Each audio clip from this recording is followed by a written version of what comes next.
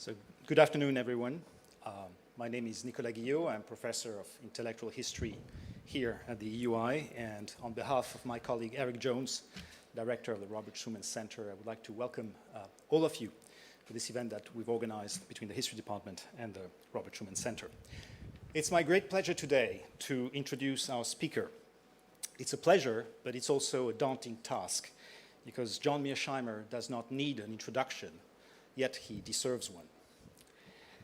John Mearsheimer is the Roland Wendell Harrison Distinguished Service Professor of Political Science at the University of Chicago, an institution where he's taught for nearly 4 decades. Prior to that, he graduated from the US Military Academy in West Point, after which he joined the Air Force, and then took a PhD in political science at Cornell University. Now, for those of you with a background in international relations theory, Mearsheimer is a household name. He is without a doubt one of the towering figures of the discipline, and probably the most prominent representative of the realist school of international politics. His 2001 book, The Tragedy of Great Power Politics, is now required reading in any introductory class to the discipline, and has achieved the canonical status once held, maybe, by Morgenthau's 48 Politics Among Nations.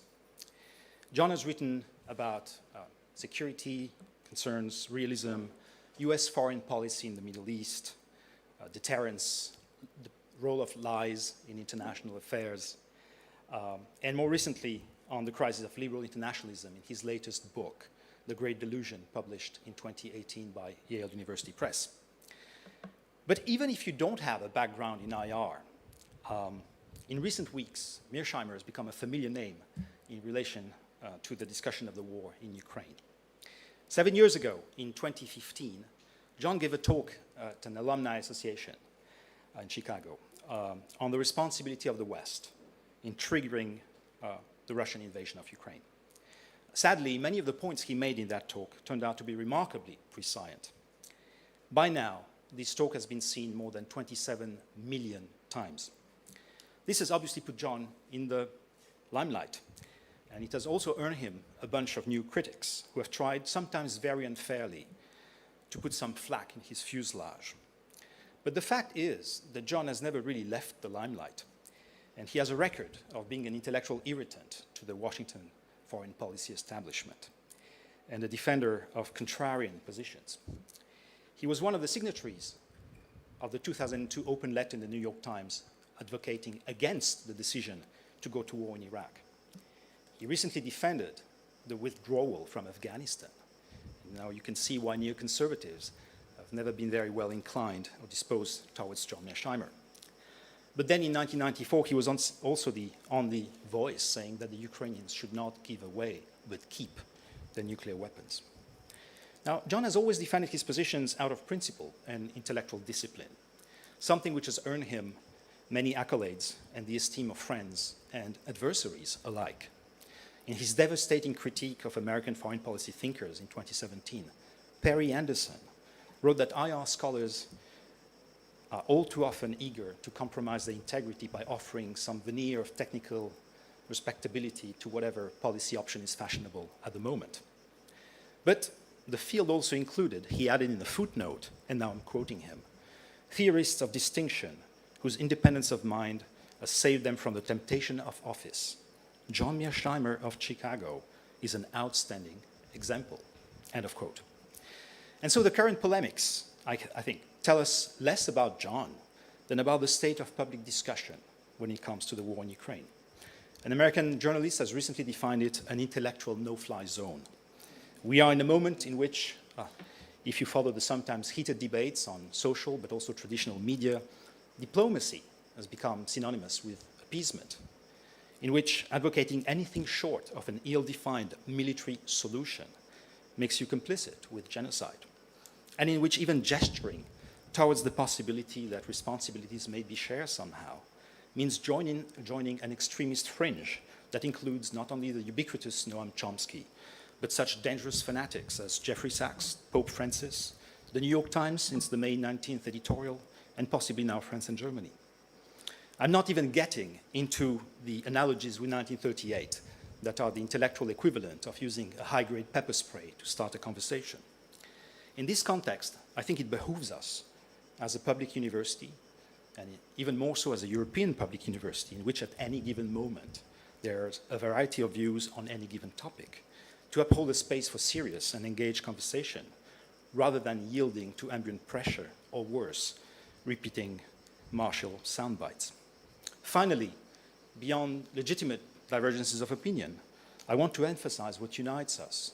I think all of us are here today, and I'm sure, I know as a fact I can include John in that statement, that we're here because we are concerned and we care for Ukraine. But it's precisely because of this concern, and because this war is unjustifiable no matter how you look at it, that we ought to give ourselves as much intellectual latitude as we can in trying to understand the many causes of that conflict, and so as to better put an end to its tragic consequences. To do this, we don't only have a distinguished guest today in the person of John Mearsheimer, but Eric and I have also asked our good colleague Stephanie Hoffman, who, like John, teaches IR and, like John, is a Cornell PhD, to offer a few comments, to which then John will be able to respond, after which we'll have a Q&A. With no further ado, please join me in extending a very warm welcome to Professor John Mearsheimer.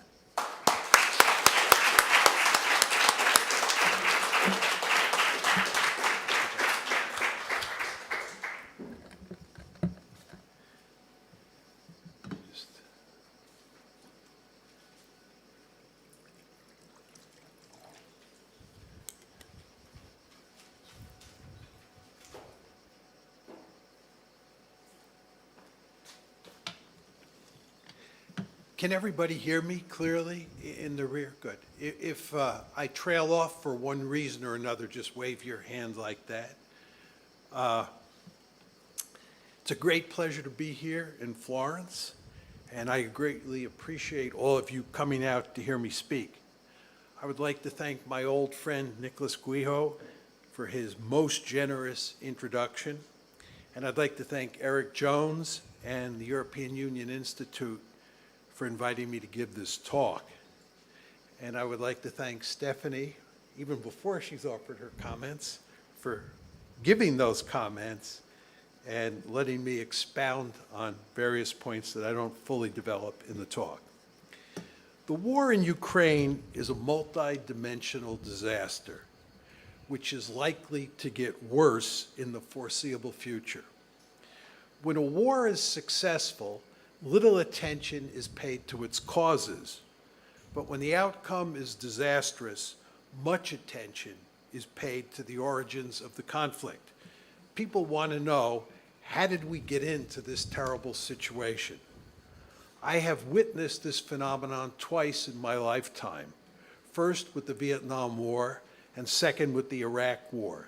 In both cases, Americans wanted to know, how did their country miscalculate so badly?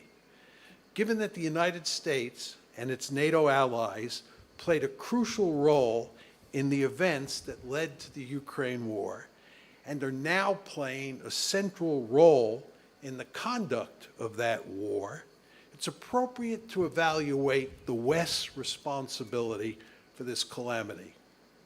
I want to make two main arguments today. First, the United States is principally responsible for causing the Ukraine crisis.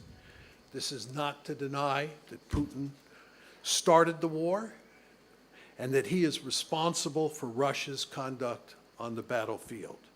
Nor is it to deny that America's allies bear some responsibility, but they largely follow Washington's lead on Ukraine. My key point, however, is that the United States pushed forward policies toward Ukraine that Putin and his colleagues see as an existential threat to their country, a point they have made repeatedly for many years. Specifically, I am talking about America's obsession with bringing Ukraine into NATO and making it a Western bulwark on Russia's border. The Biden administration was unwilling to eliminate that threat through diplomacy and indeed recommitted itself to bringing Ukraine into NATO during 2021. Putin responded by invading Ukraine on February 24th of this year. Second, the Biden administration has reacted to the outbreak of the war by doubling down against Russia. Washington and its Western allies are committed to decisively defeating Russia in Ukraine and employing comprehensive sanctions to greatly weaken Russian power. The United States is not seriously interested in finding a diplomatic solution to the war, which means the war is likely to drag on for months, if not years. In the process, Ukraine, which has already suffered grievously, is going to experience even greater harm. In essence, the United States and its allies are helping lead Ukraine down the primrose path. Furthermore, there's a danger that the war will escalate as NATO might get dragged into the fighting and nuclear weapons might be used. We live in perilous times. Let me now lay out my argument in greater detail, starting with a description of the conventional wisdom about the causes of the conflict. It is widely and firmly believed in the West that Putin is solely responsible for causing the Ukraine crisis and certainly the ongoing war. He is said to have imperial ambitions, which is to say he is bent on conquering Ukraine and other countries as well, all for the purposes of creating a greater Russia that bears at least some resemblance to the former Soviet Union. In other words, Ukraine is Putin's first target, but not his last. As one scholar put it recently, he is, quote, acting on a sinister, long-held belief to erase Ukraine from the map of the world. Given Putin's purported goals, it makes perfect sense for Finland and Sweden to join NATO and for the alliance to increase its force levels in Eastern Europe. After all, Imperial Russia must be contained. Well, this narrative is repeated over and over in the mainstream media and by virtually every Western leader. There is no evidence to support it. I want to repeat that. There is no evidence to support it. To the extent that purveyors of the conventional wisdom provide evidence, it has little, if any, bearing on Putin's motives for invading Ukraine. For example, some emphasize that he said that Ukraine is an artificial state, or it is not a real state. Such opaque comments, however, say nothing about his reason for going to war. The same is true of Putin's statement that he views Russians and Ukrainians as, quote unquote, one people with a common history. Others point out that he called the collapse of the Soviet Union, quote, the greatest geopolitical catastrophe of the century. Of course, he also said, whoever does not miss the Soviet Union has no heart. Whoever wants it back has no brain. Still others point out that he said modern Ukraine was entirely created by Russia, or to be more precise, by Bolshevik communist Russia, end of quote. But he went on to say in the same speech, quote, of course, we cannot change past events, but we must at least admit them openly and honestly. To make the case that Putin was bent on conquering all of Ukraine and incorporating it into Russia, it is necessary to provide evidence that first, he thought it was a desirable goal, that second, he thought it was a feasible goal, and third, he intended to pursue that goal. There is no evidence, let me repeat, there is no evidence in the public record that Putin was contemplating, much less intending, to put an end to Ukraine as an independent state and make it part of a greater Russia when he sent his troops into Ukraine on February 24th.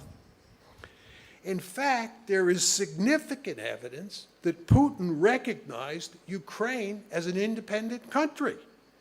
In his July 12, 2021 article, which I assume many of you have looked at, about Russian-Ukrainian relations, which proponents of the conventional wisdom often point to as evidence of his imperial ambitions, he tells the Ukrainian people in that article, "You want to establish a state of your own? You are welcome." Regarding how Russia should treat Ukraine, he writes, "There is only one answer, with respect." He concludes that lengthy article with the following words, "And what Ukraine will be, it is up to its citizens to decide." That's not evidence of somebody who's interested in swallowing Ukraine and making it part of Russia. In that same July 12th, 2021 article, and again in an important speech he gave on February 21st of this year, Putin emphasized that Russia accepts, quote, "the new geopolitical reality that took shape after the dissolution of the USSR. He reiterated that same point for a third time on February 24th when he announced that Russia would invade Ukraine. He also made it clear that it is not our plan to occupy Ukrainian territory and that he respected Ukrainian sovereignty, but only up to a point. To be a bit more specific and quote him, "Russia cannot feel safe, develop, and exist while facing a permanent threat from the territory of today's Ukraine." In essence, Putin was not interested in making Ukraine part of Russia. He was interested in making sure it did not become, quote unquote, a springboard for Western aggression against Russia, a subject I will say more about shortly. One might argue that Putin was lying about his motives, that he was attempting to disguise his imperial ambitions. As it turns out, I have written a book, one of the few books, about lying in international politics. It's entitled "Why Leaders Lie: The Truth About Lying in International Politics." And it is clear to me that Putin was not lying. For starters, one of my principal findings in the book is that leaders do not lie much to each other. They lie more often to their own publics.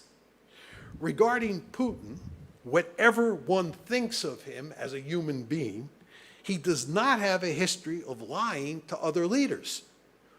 Although some assert that he frequently lies and cannot be trusted, there's actually little evidence of him lying to foreign audiences.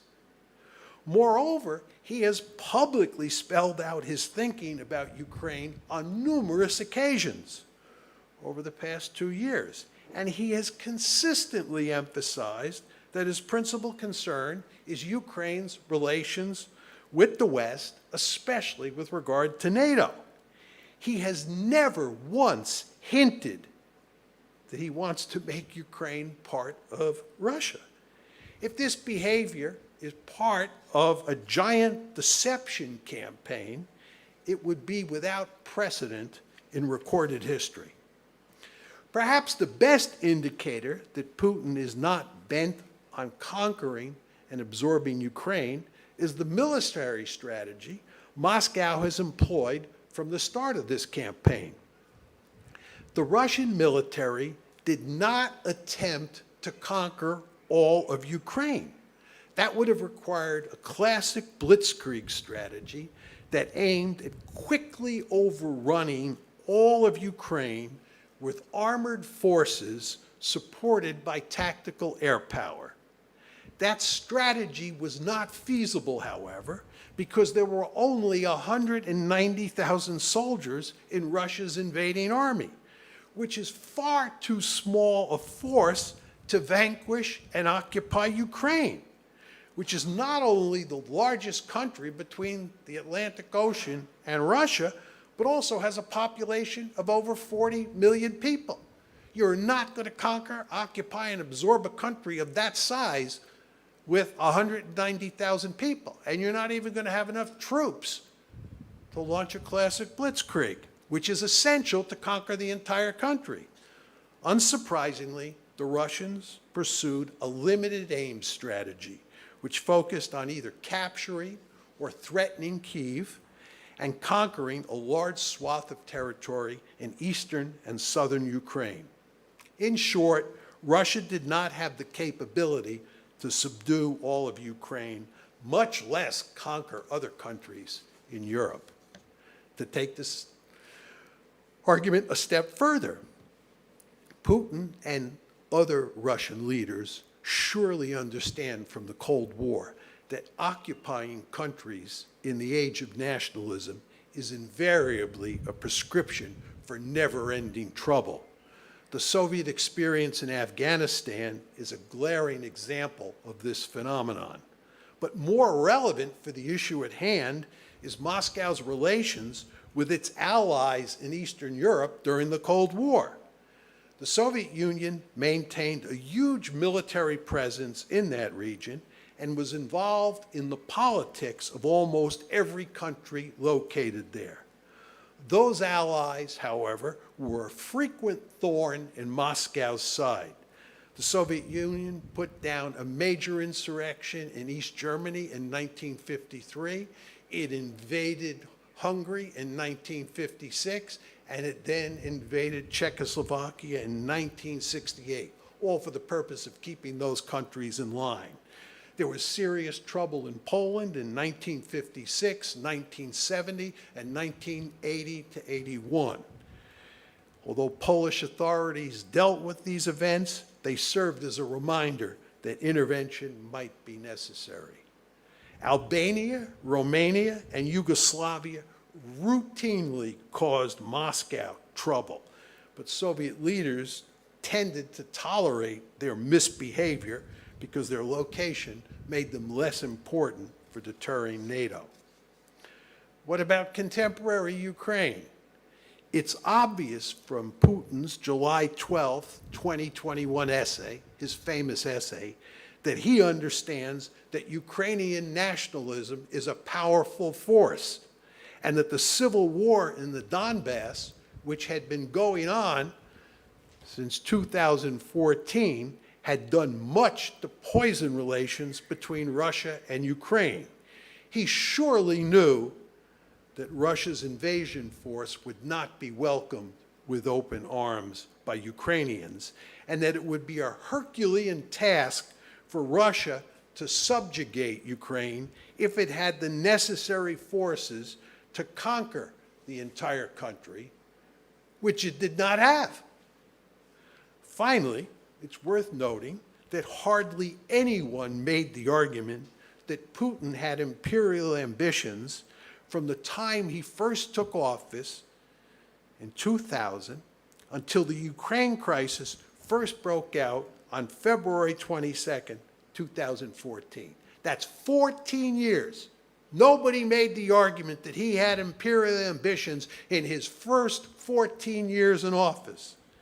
In fact, the Russian leader was an invited guest to the April 2008 NATO summit in Bucharest, where the alliance announced that Ukraine and Georgia would eventually become members. He was invited to be there. Putin's opposition to that announcement had hardly any effect on Washington because Russia was judged to be too weak to stop further enlargement, just as it had been too weak to stop the 1990 tranche of enlargement, and just as it had been too weak to stop the 2004 tranche of expansion. Relatedly, it's important to note that NATO expansion before 2004 2014, before the February 2014 crisis, was not aimed at containing Russia. Given the sad state of Russian military power, Moscow was in no position to pursue revanchist policies in Eastern Europe. Tellingly, former U.S. Ambassador to Moscow Michael McFaul notes that Putin's seizure of Crimea, that was in February 22nd, after the February 22nd, 2014 crisis started, was not planned before the crisis, but was an impulsive move in response to the coup that overthrew Ukraine's pro-Russian leader. In short, NATO enlargement was not intended to contain a Russian threat, but was intended instead as part of a broader policy to spread the liberal international order into Eastern Europe and make the entire continent look like Western Europe. It was only when the Ukraine crisis broke out in February 2014 that the United States and its allies suddenly began describing Putin as a dangerous leader with imperial ambitions, and Russia as a serious military threat that had to be contained. What happened? This new rhetoric was designed to serve one simple purpose: to allow the West to blame Putin for the outbreak of trouble in Ukraine. And now that the crisis has turned into a full-scale war, it is imperative to make sure that he alone is blamed for this disastrous turn of events. This blame game explains why Putin is widely viewed as an imperialist here in the West, even though there is hardly any evidence to support that perspective.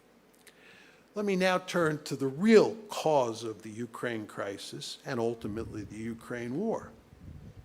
The taproot is the American-led effort to make Ukraine a Western bulwark on Russia's borders. That strategy has three prongs. One, integrating Ukraine into the EU.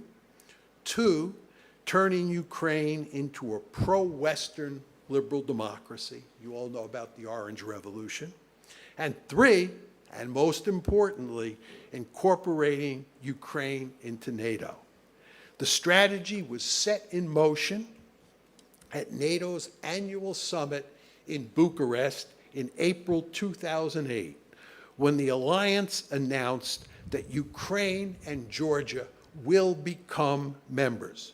That's in quotes, will become members. Russian leaders responded immediately with outrage, making it clear that this decision was an existential threat to Russia, and they had no intention of letting either country join NATO. According to a respected Russian journalist, Putin, quote, flew into a rage and warned that if Ukraine joins NATO, it will do so without Crimea and the eastern regions. It will simply fall apart. That's Putin talking in 2008. William Burns, who is now the head of the CIA, was then the U.S. ambassador to Moscow. This is at the time of the Bucharest summit. He wrote a memo to Secretary of State Condoleezza Rice that succinctly describes Russian thinking about Ukraine joining NATO. And you want to pay very careful attention to what Burns said, and then what I'm going to tell you Angela Merkel has recently said. This is Burns. This is his memo. He's the U.S. ambassador in Moscow. It's his memo to Secretary of State Condoleezza Rice. Quote, Ukrainian entry into NATO is the brightest of all red lines for the Russian elite, not just Putin. In more than 2.5 years of conversations with key Russian players, from knuckle draggers in the dark recesses of the Kremlin to Putin's sharpest liberal critics, I have yet to find anyone who views Ukraine and NATO as anything other than a direct challenge to Russian interests. NATO, he said, would be seen as throwing down the strategic gauntlet. Today's Russia will respond. Russian-Ukrainian relations will go into a deep freeze. It will create fertile soil for Russian meddling in Crimea and eastern Ukraine. Burns, of course, was not the only policymaker who understood that bringing Ukraine into NATO was fraught with danger.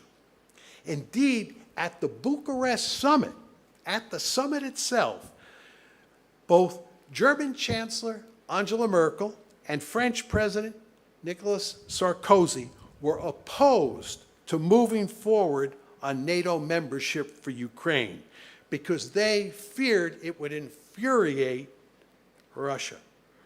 Angela Merkel recently explained her opposition in an interview. I'm quoting Angela Merkel, "I was very sure that Putin is not going to let this happen. From his perspective, that would be a declaration of war." Think about what Merkel, who opposed it in April 2008, is saying. She's saying that she knew that Putin would interpret it as a declaration of war. In other words, putting Ukraine in NATO would be a declaration of war. And Burns has just told you that Putin's not an anomaly, that every Russian member of the foreign policy elite, including the knuckle draggers in the recesses of the Kremlin that he has talked to, view it just as Putin views it. The Bush administration, which was pushing this policy decision for NATO, however, cared little about Moscow's brightest of red lines and pressured the French and German leaders to agree to issuing a public pronouncement that said unequivocally that Ukraine and Georgia would eventually join the alliance. Unsurprisingly, the American-led effort to integrate Georgia into NATO resulted in a war between Georgia and Russia in August 2008, just 4 months after the Bucharest summit. Nevertheless, in the wake of that war, the United States and its allies continued moving forward with their plans to make Ukraine a Western bastion on Russia's borders.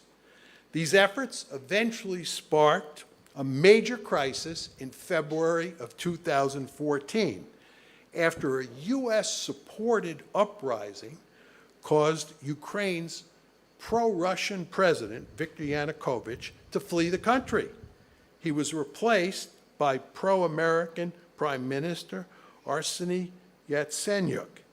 In response, Russia took Crimea from Ukraine and helped fuel a civil war that broke out in the Donbass between pro-Russian separatists and the Ukrainian government. One often hears the argument, I'm sure you've all heard this, that in the 8 years between when the crisis broke out in February 2014 and when the war began in February 2022. You see that 8-year window there? Just to keep the big picture in your mind. August 2008, that's the Bucharest summit, but the crisis doesn't break out until February 2014. And then the war breaks out 8 years later, February 2022. The argument is that in the 8 years between when the crisis broke out and when the war broke out, this past February, the United States and its allies paid little attention to bringing Ukraine into NATO. In effect, the issue had been taken off the table, and thus NATO enlargement could not possibly have been an important cause of the escalating crisis in 2021 and the subsequent outbreak of war earlier this year. This line of argument is false. In fact, the Western response to the events of 2014 was to double down on the existing strategy and effectively make Ukraine a de facto member of NATO.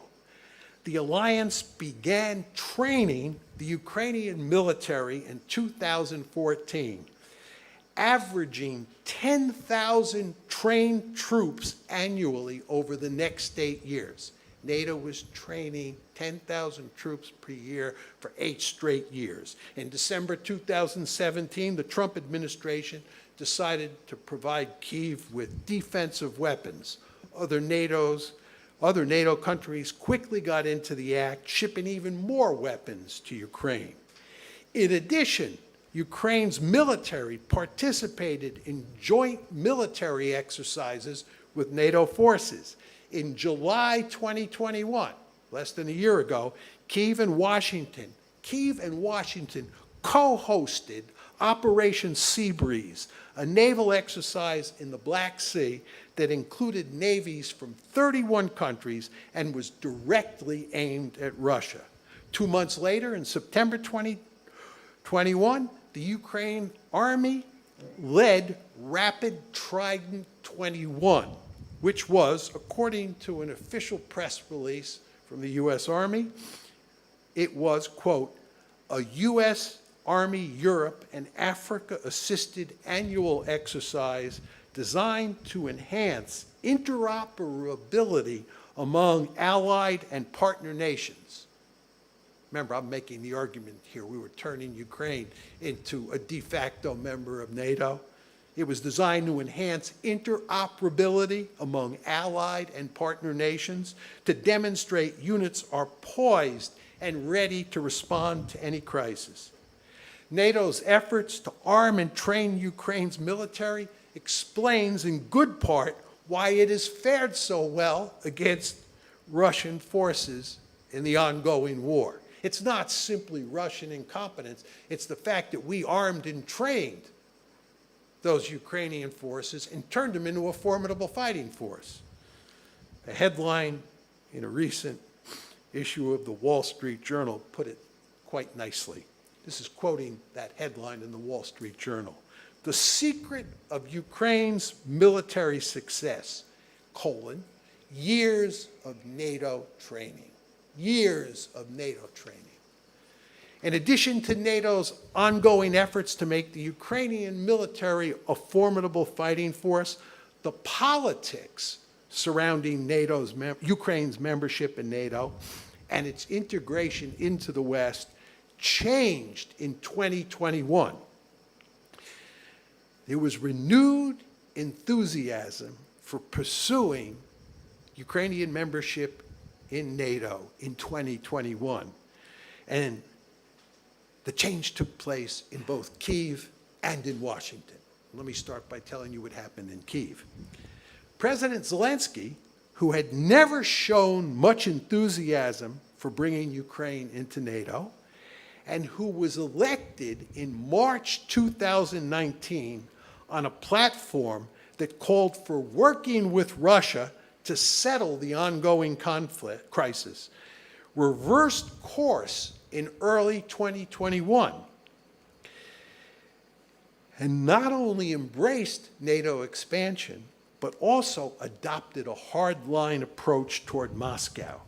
He made a series of moves like shutting down pro-Russian TV shows and stations and arresting an especially close friend of Putin and charging him with treason.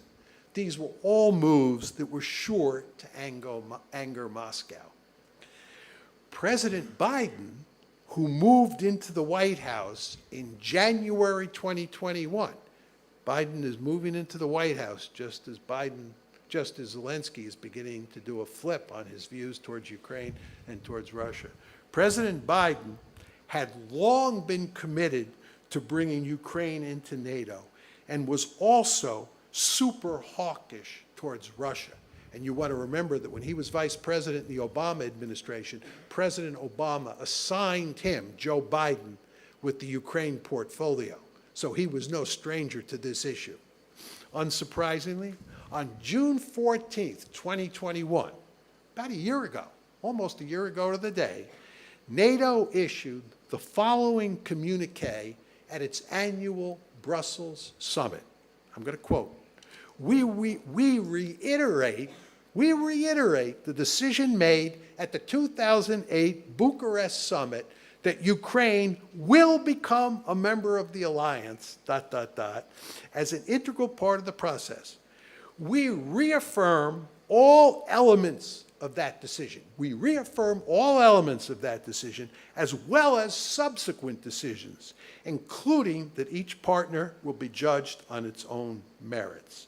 We stand firm in our support for Ukraine's right to decide its own future and foreign policy course, free from outside interference.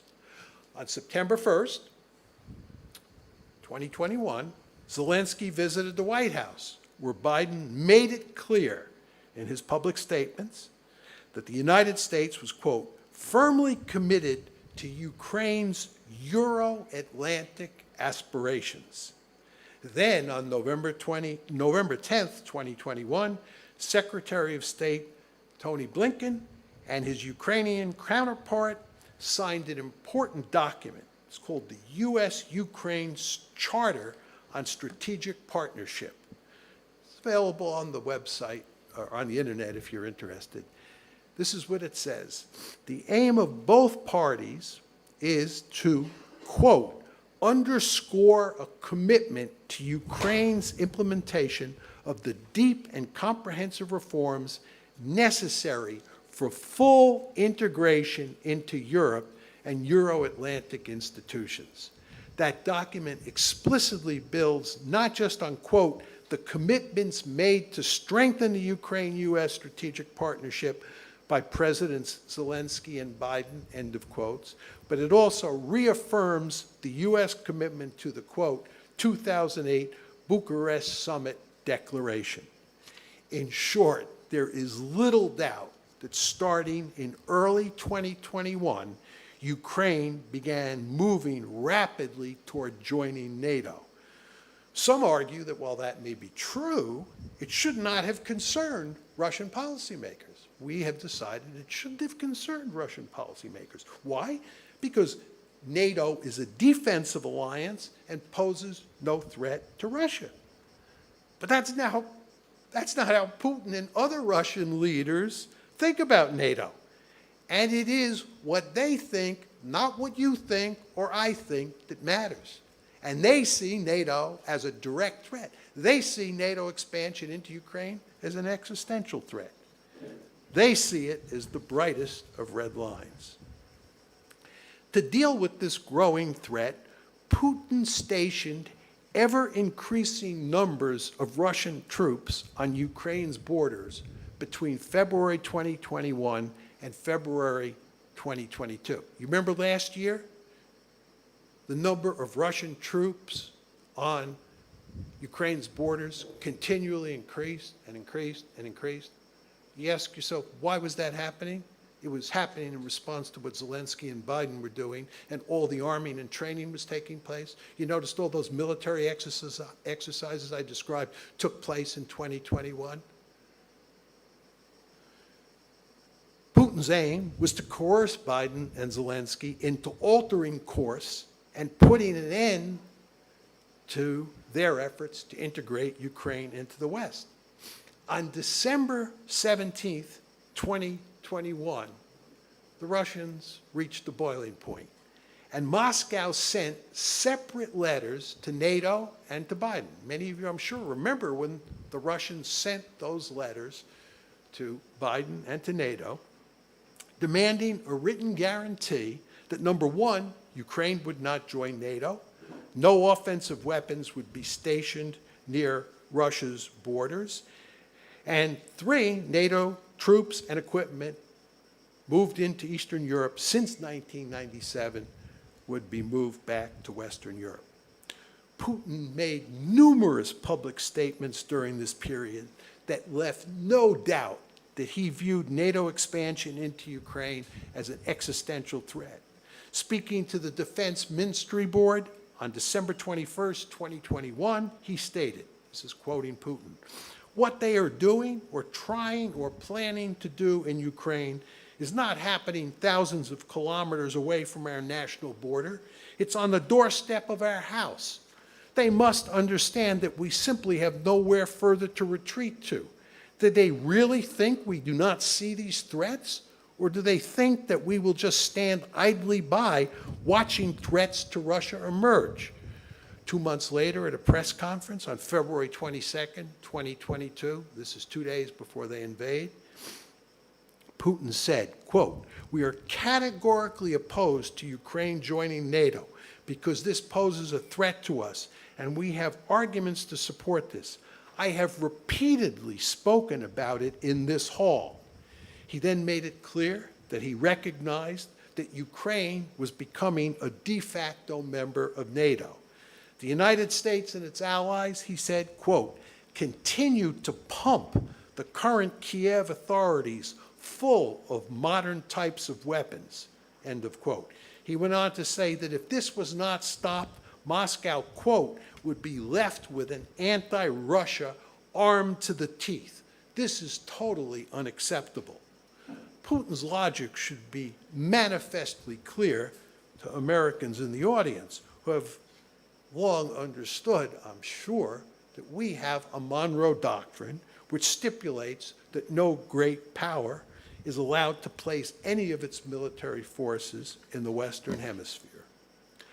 I might note that in all of Putin's public statements during the months leading up to the war, there is not a scintilla of evidence that he was contemplating conquering Ukraine and making it part of Russia, much less attacking other countries in Eastern Europe.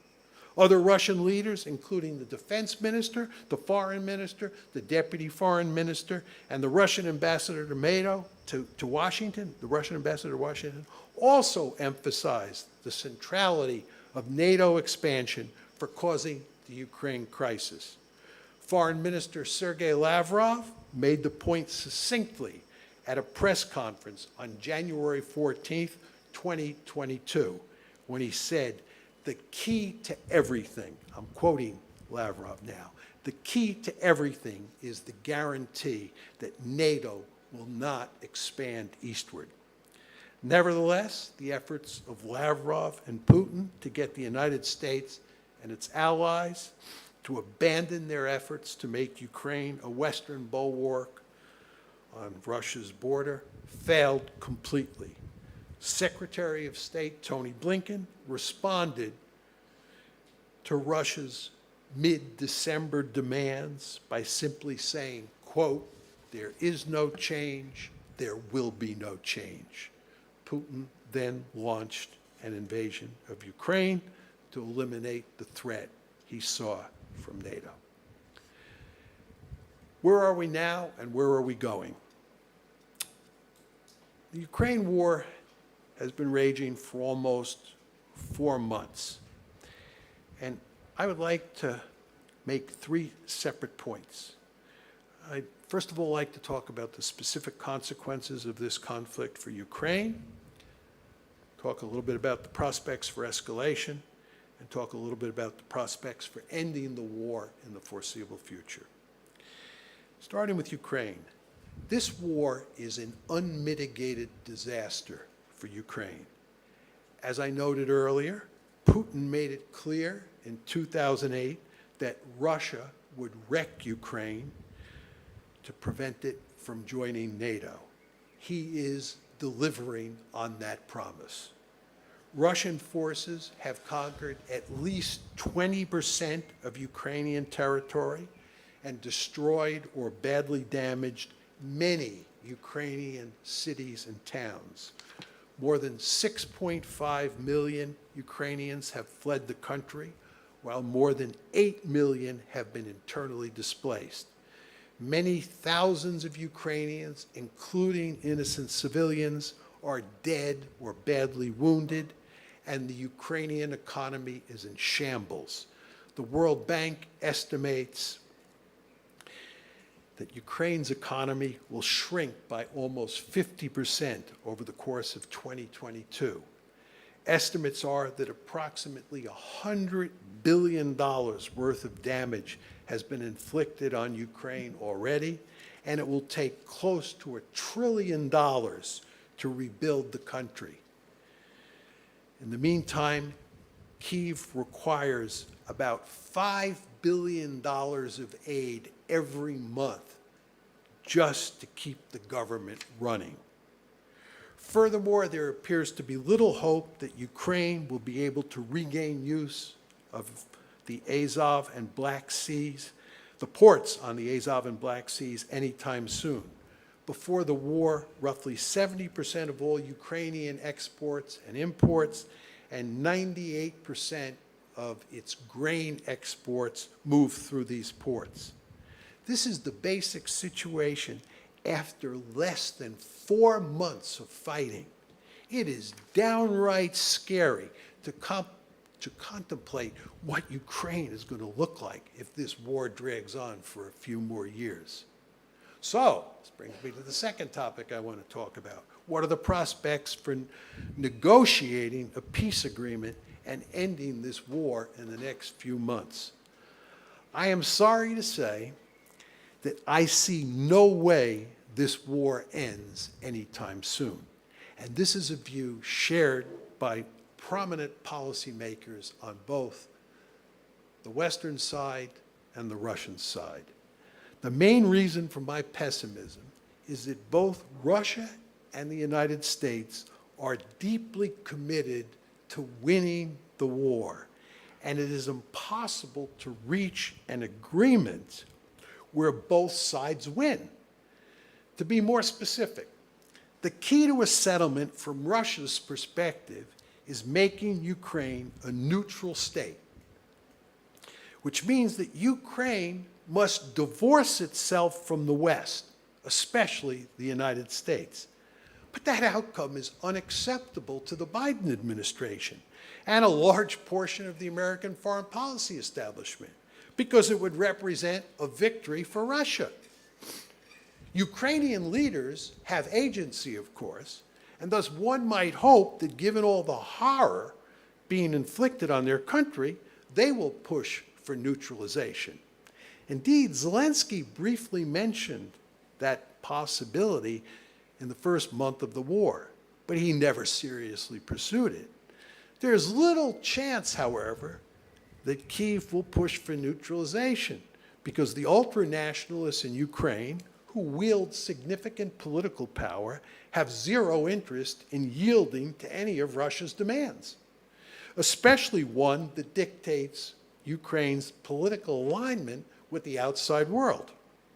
The Biden administration and the countries on NATO's eastern flank, and here we're talking about Poland and the Baltic states, they're likely to support Ukraine's ultranationalists, along with the Americans, on this whole issue of creating a neutral Ukraine. To complicate matters further, how does one deal with the large swaths of Ukrainian territory that Russia has conquered since the war started, as well as Crimea's fate? It's hard to fathom Moscow giving up any of the Ukrainian territory it now occupies, much less all of it, at least in the foreseeable future. Russia's territorial goals today are probably not the ones they started the war with. At the same time, it's difficult to imagine any Ukrainian leader accepting a deal that allows Russia to keep any Ukrainian territory, except possibly Crimea. I certainly hope I'm wrong, but I see no end in sight to this ruinous war. Let me turn to the final matter, which is the matter of escalation. It's widely accepted among international relations scholars that there is a powerful tendency for protracted wars to escalate. Other countries get dragged into the fight, and the level of violence is likely to escalate. The potential for this happening in Ukraine is real. There is a danger that the United States and its NATO allies will get dragged into the fighting, which they have been able to avoid up to this point, even though we are now effectively at war with Russia. There's also the possibility that nuclear weapons might be used in Ukraine, and that might even lead to a nuclear exchange between Russia and the United States. the underlying reason that these outcomes might be realized is that the stakes are so high for both sides, and thus neither can afford to lose. As I have emphasized, Putin and his lieutenants believe that Ukraine joining the West is an existential threat to Russia that must be eliminated. In practical terms, that means Russia must win its war in Ukraine. Defeat is unacceptable. The Biden administration, on the other hand, has stressed that its goal is not only to defeat the Russians in Ukraine, but also to use massive sanctions to do egregious damage to the Russian economy. Secretary of Defense Lloyd Austin has emphasized that the West's goal is to weaken Russia to the point where it could not invade Ukraine again. In effect, the Biden administration is committed to knocking Russia out of the ranks of the great powers. At the same time, President Biden himself has called Russia's war in Ukraine a genocide and charged Putin with being a war criminal who should face, quote, a war crimes trial after the war. Such rhetoric hardly lends itself to negotiating an end to the war. After all, how do you negotiate with a genocidal state? American policy has two significant consequences. For starters, it greatly amplifies the existential threat Moscow faces in this war, and it makes it more important than ever that Moscow prevail in Ukraine. At the same time, it means that the United States is deeply committed to making sure that Russia loses. The Biden administration has now invested so much in the war, both materially and rhetorically, that a Russian victory would represent a devastating defeat for Washington. Obviously, both sides can't win. Moreover, there's a serious possibility that one side will begin to lose badly. There is a serious possibility of that. If American policy succeeds and the Russians are losing to the Ukrainians on the battlefield, Putin might turn to nuclear weapons to rescue the situation. The U.S. Director of National Intelligence, Avril Haines, told the Senate this past May that this was one of the two situations that might lead Putin to use nuclear weapons if he is losing in Ukraine. For those of you who think it's unlikely that he would turn to use nuclear weapons to rescue the situation if he's losing in Ukraine, I would remind you that NATO planned to use nuclear weapons in similar circumstances during the Cold War. We were planning to use nuclear weapons in West Germany if the Warsaw Pact overran West Germany. If we were losing against the Warsaw Pact in West Germany, we were going to turn to nuclear weapons to rescue the situation. That's what we're talking about Putin doing. You don't think he'll do it? I wouldn't bet a lot of money on that.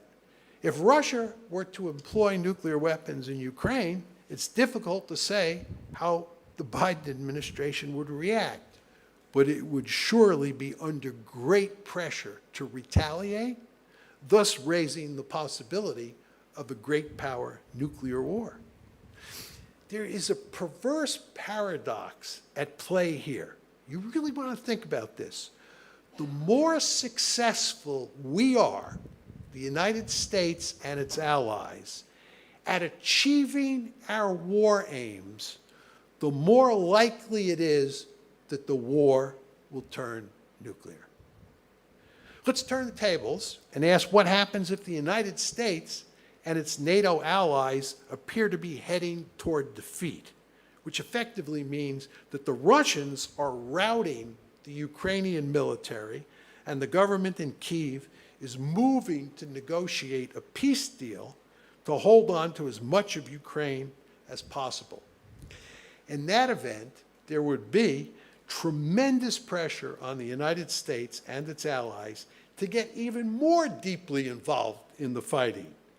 It is not likely, but certainly possible, that America or maybe Polish troops would get pulled into the fighting, which means NATO would not effectively be at war with Russia, it would literally be at war with Russia. This is the other scenario, according to Avril Haines, the Director of National Intelligence, where the Russians might turn to nuclear weapons. It is difficult to say precisely how events will play out in the Ukraine war. But there is no question that there will be serious potential for escalation, to include nuclear escalation. The mere possibility of that outcome should send shivers down your spine. There are likely to be other disastrous consequences from the war, which I cannot discuss in any detail because of time constraints. For example, there's reason to think that the war will lead to a food crisis in which many millions of people will die. Furthermore, relations between Russia and the West have been so thoroughly poisoned that it will take many years to repair them, maybe even decades. In the meantime, that profound hostility will foster instability around the globe, and especially in Europe. One might agree, but note that there's a silver lining. Relations among countries in the West have markedly improved. Transatlantic relations have improved. NATO and the EU are in better shape than ever. That's true for the moment, but there are deep fissures below the surface, which are likely to manifest themselves over time. For example, I would expect that relations between the countries of Eastern Europe will deteriorate as the war drags on. Finally, the conflict is already damaging the global economy in major ways, and the situation is likely to get much worse with time. Jamie Morgan, the CEO of J.P. Morgan Chase, says that we should brace ourselves for an economic hurricane. These economic shocks, of course, in turn, will affect the politics of every Western country, undermining liberal democracy and strengthening its opponents on both the left and the right. In conclusion, the ongoing conflict in Ukraine is a colossal disaster, which, as I noted at the start of my talk, will lead people all around the world to search for its causes. Those who believe in facts and logic will quickly discover that the United States and its allies are mainly responsible for this train wreck. The April 2008 decision to bring Ukraine and Georgia into NATO was destined to lead to conflict with Russia. The Bush administration was the principal architect of that fateful choice, but the Obama, Trump, and Biden administrations have doubled down on that policy at every turn, and America's allies have dutifully followed. Even though Russia's leaders made it perfectly clear that bringing Ukraine into NATO would be crossing the brightest of red lines, the United States simply refused to accommodate Russia's deepest security concerns and instead moved relentlessly to make Ukraine a Western bulwark on Russia's border. The tragic truth is that if the West had not pursued NATO expansion into Ukraine, it is unlikely there would be a war in Ukraine today, and Crimea would still be part of Ukraine. In essence, Washington played the central role in leading Ukraine down the path to destruction. History will judge the United States and its allies with abundant harshness for its remarkably foolish policy on Ukraine. Thank you.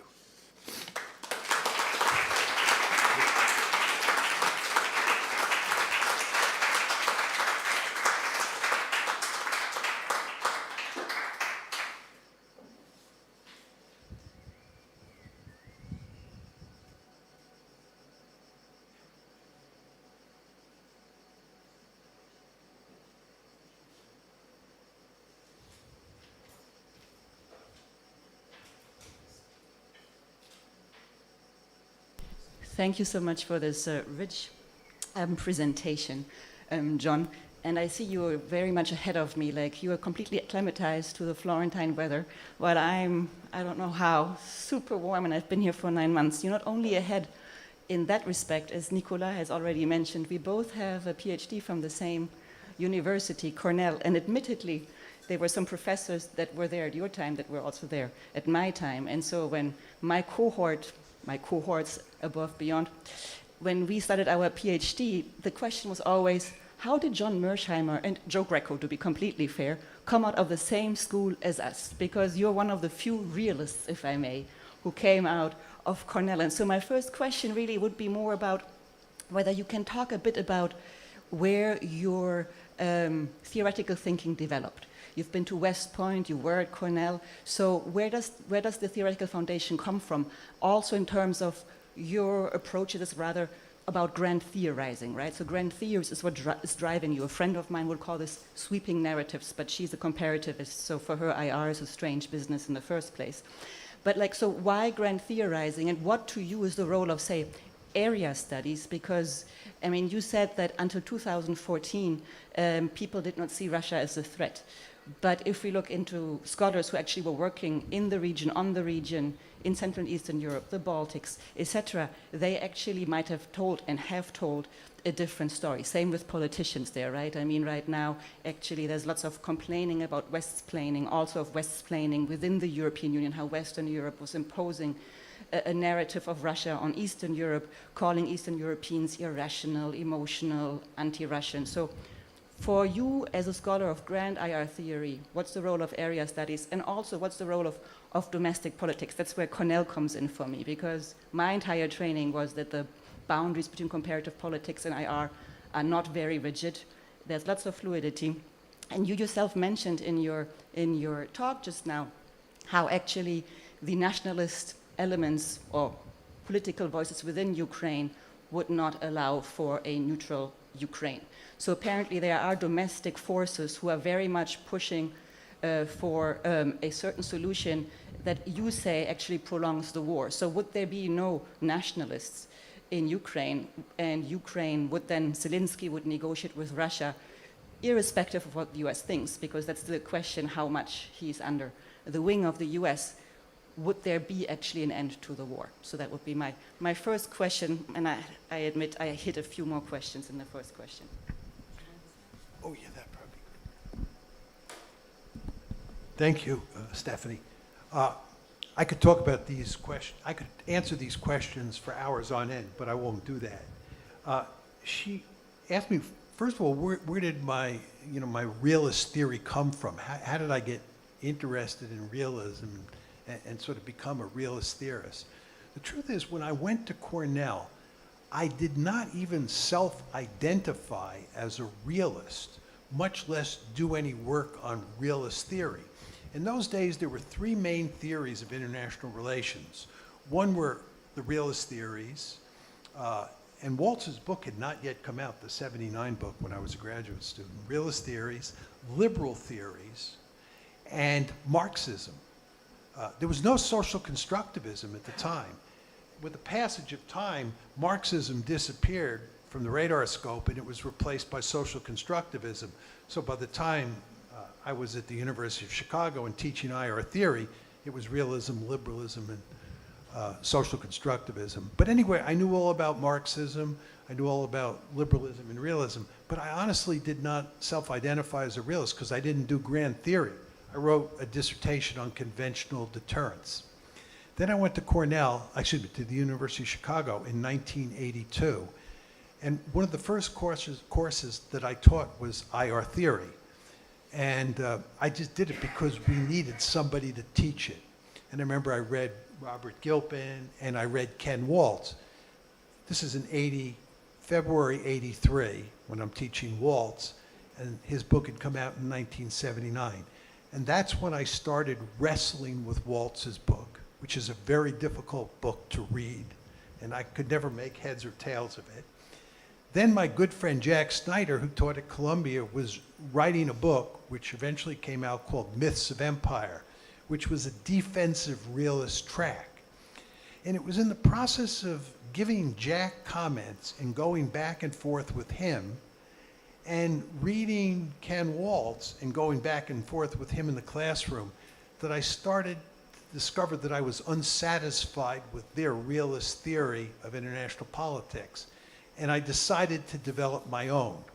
And this was very easy to do at the University of Chicago because the University of Chicago was a place that privileged theory. It was a very theoretical institution. So I naturally gravitated into theory, to IR theory, and I discovered that I was a realist. I've often thought about why did I end up as a realist, and I don't know. I could speculate, but I thought that realism provided the best explanation for how the world works, and I therefore gravitated to it. But there were surely other factors that influenced me. So that's basically how I ended up doing IR theory and becoming a realist. Now, you asked me about my love of grand theory. I'm one of these people who has infinite intellectual curiosity, and I love coming up with simple theories about how the world works. I understand full well the danger of coming up with simple theories, and I'll get to this in a second when I talk about area studies and domestic politics. There are limits to what general theories can tell you about the world, but I instinctively love them. I love simplicity. And I think, by the way, one of the reasons that students like Tragedy of Great Power Politics is because the theory that I put forth is a simple theory. You don't have to like the theory, but at least you can understand it because it's simple. So I'm just a simple old boy, I think, by nature, and that's what I think caused me to gravitate to grand theory. Now, your third and fourth questions had to do with area studies and domestic politics. And this gets at the limits of theory, of grand theory, or of realism. Realism, as most of you folks know, is a theory that leaves domestic politics on the cutting room floor. The theory says that domestic politics do not matter. Now, we all know that domestic politics do matter. And the argument that realists like me make is that they don't matter that much. So you can come up with a simple theory that leaves them out, and that theory will still have lots of explanatory power. My intuition, and it's just my intuition, is that a really good theory, like realism, can explain 75% of what happens. That means it's wrong 25% of the time. And my argument is that it's wrong 25% of the time because those factors that it leaves on the cutting room floor sometimes jump up and bite you in the hiney. They matter. Domestic politics sometimes really matters, and your simple systemic theory can't explain that particular case. So there are real limits to even the best theory. Just to come at this from another perspective, theories are simplifications of an incredibly complicated reality. There's no way we can make sense of the world because it's so complicated without simple theories. We need simple theories. But because the world is complicated and theories are simple, they're therefore going to be wrong some reasonable part of the time. And my intuition, again, is that that's 25%. That's when domestic politics comes in. So I'm not saying domestic politics don't matter. I just don't think in IR they matter that much most of the time. Now, area studies, very interesting. One of my big gripes about comparative politics is that invariably people who study comparative politics never take IR courses. They think that people who study IR, are basically second rate, and these IR theories are not important to know. You want to go inside the black box. All this talk about treating states like black boxes and looking at their interactions is foolish. I always say to comparativists, I say this to young graduate students, take courses in IR, right? It's fine to be a comparativist and know a ton about what's happening inside Russia or inside Ireland or Brazil, whatever area you want to study. But don't you want to know basic IR theory, how this country that you're studying relates to other countries according to the basic IR theories? Just think about China. If I were young today, I'd learn Chinese, I'd become a China expert, and I'd take lots of IR courses. Best of both worlds. That's my argument. But somebody recently said to me, John, you're pontificating about the Ukraine crisis. Why are you pontificating about the Ukraine crisis? You don't know anything about Ukraine. You don't know anything about Russia. This is an area that area specialists should dominate. My view is, are you serious?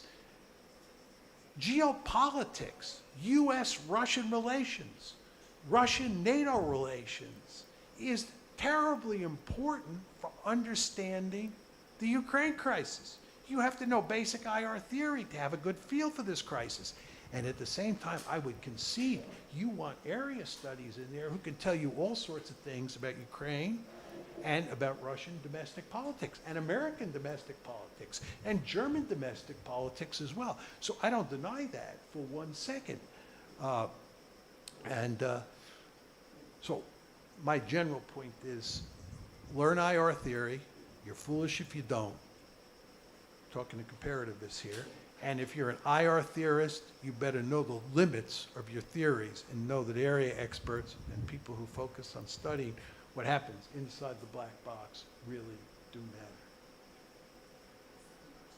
matter. Okay.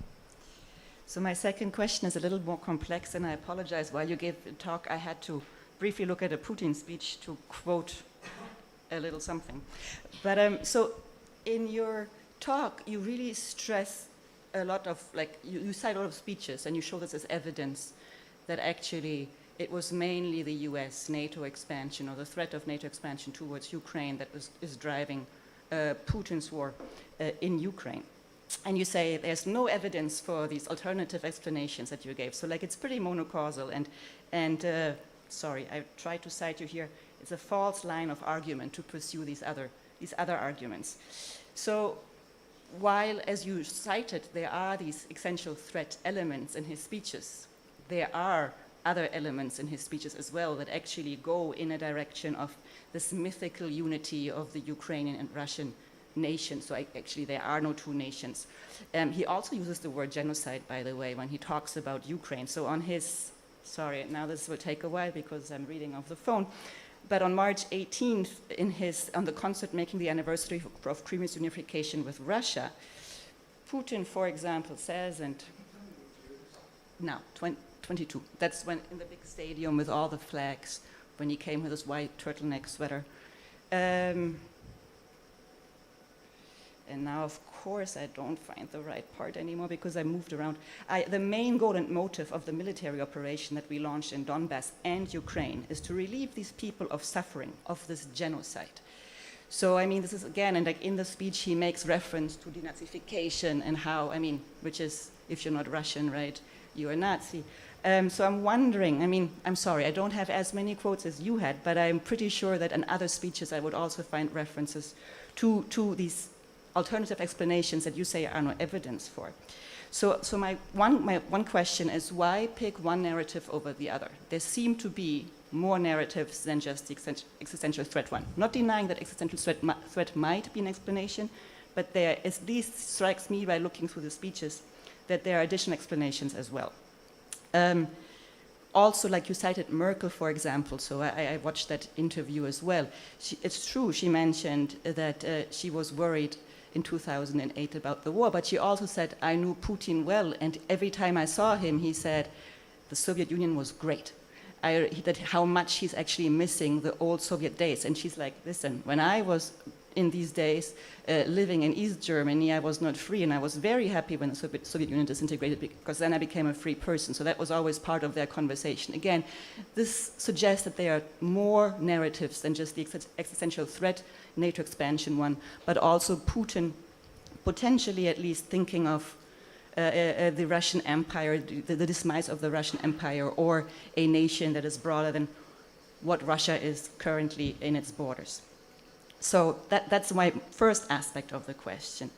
So now, if we buy into this, the existential threat narrative is the main explanation as to why Russia invaded Ukraine. I'd be curious to hear your thoughts as to why not also Georgia, and why not Finland? I mean, so Georgia and Ukraine both joined the Partnership for Peace in NATO in 1994. So some of the training and the security assistance that you mentioned has been going on for a very long time through this partnership that they have with NATO, as many other Eastern European countries actually have. And so, as you say, like Georgia was part of the discussion in 2008. And so it was Ukraine and Georgia that were supposed to join NATO, and then France and Germany said, not right now. And so the Bucharest Declaration was this very ambiguous document that kind of alluded to the possibility. It had a Rose Revolution. The revolution happened as well.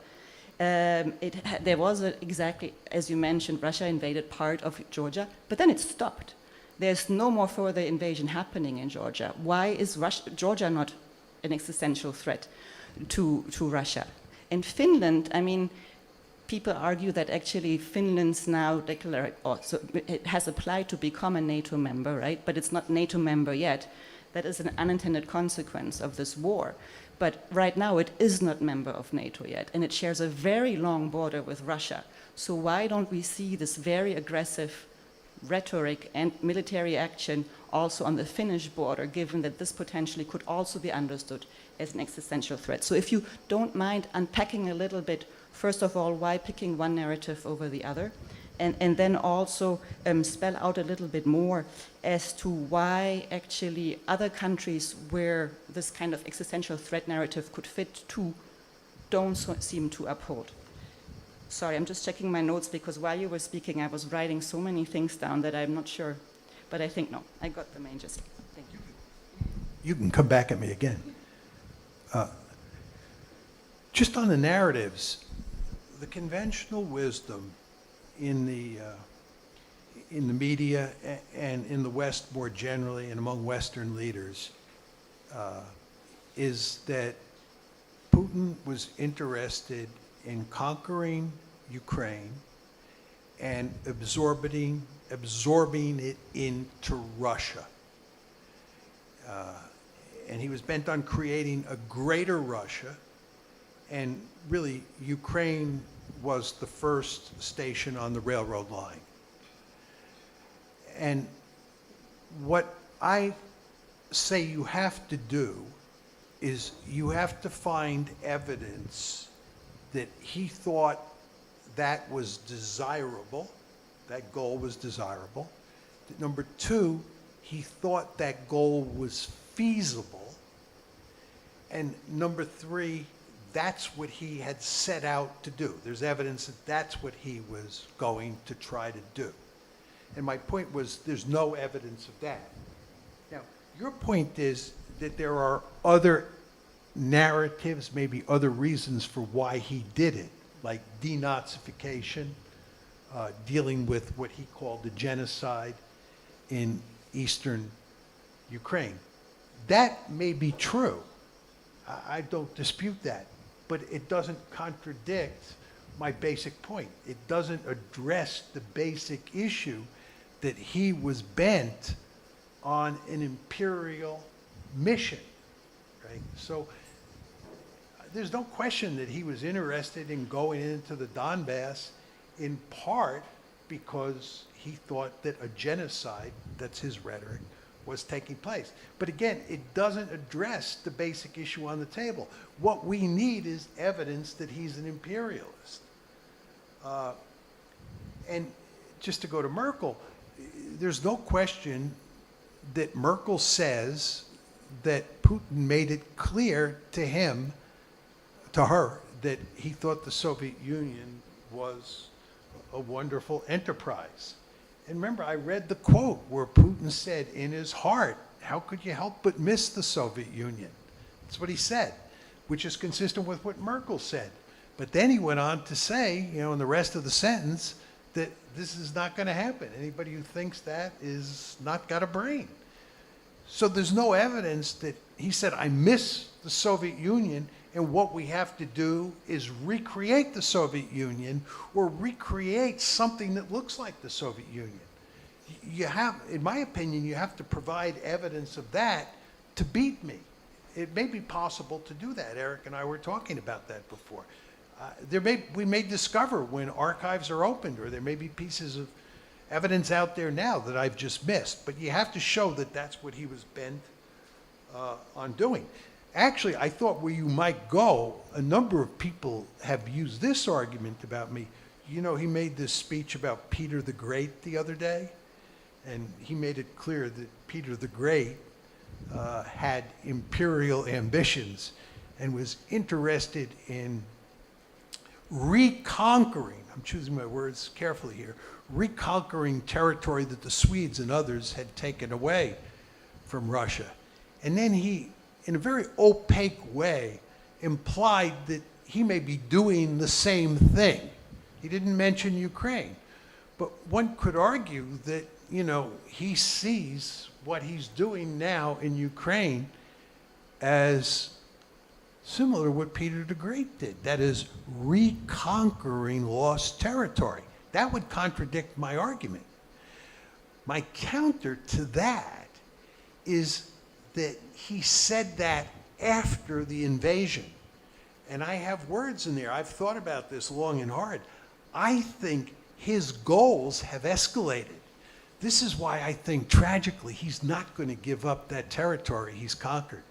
I think he's either going to incorporate that into Greater Russia, or he's going to create independent republics. His goals have changed.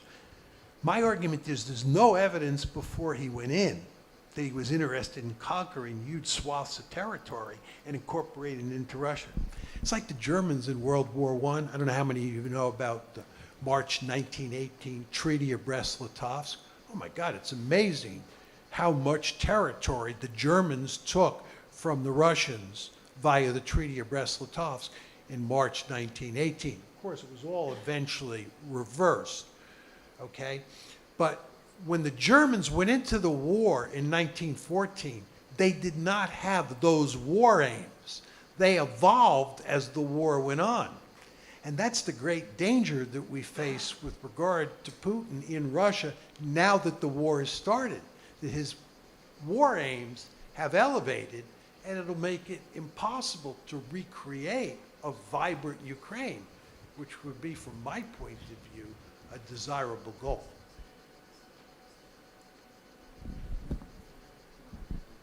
I realized that I thought I only going to ask 2 questions and then open to the audience, and time is running out. But I'm looking at Eric, and I thought I tried to communicate whether we can have a little bit more time. Of course, it also depends on you and on you. I'll stay here all evening. So, so why don't we open up for questions? Many questions. Can I start with Sarah? So,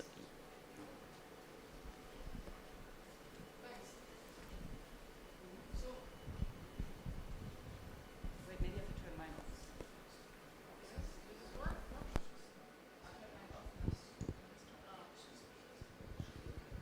Thank you. This works. Good.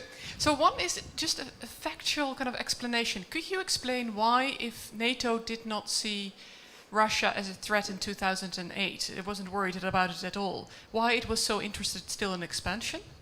And the second one is something about this concept of winning the war that you were mentioning at the end, which makes negotiations so difficult because both sides want to really win the war.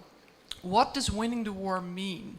And the reason I ask this is if we look at Russia's behavior in Syria, I wonder whether permanent stability is perhaps a winning of the war for Russia?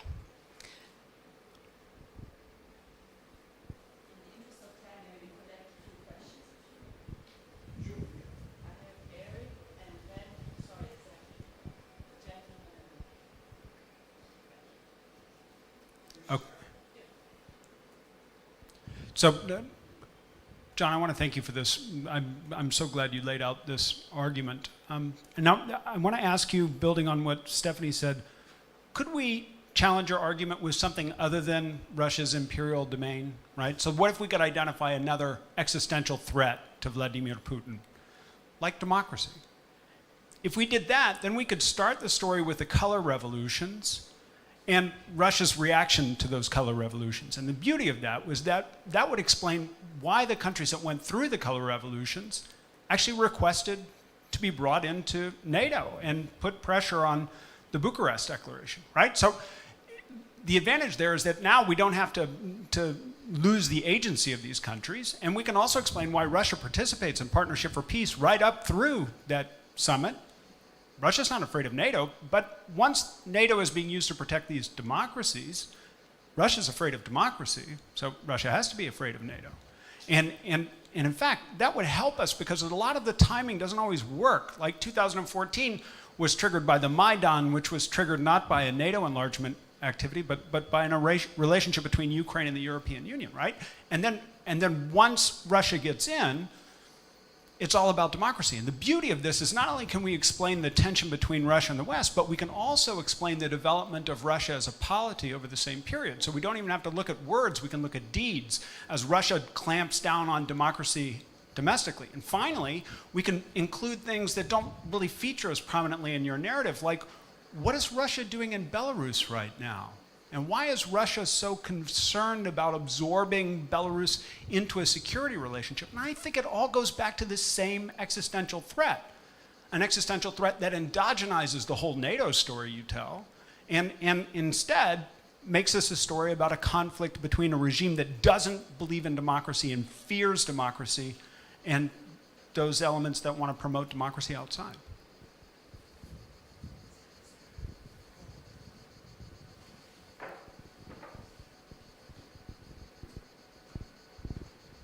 Thank you, everyone. I'm Balthazar, I'm a PhD here. Actually, yes.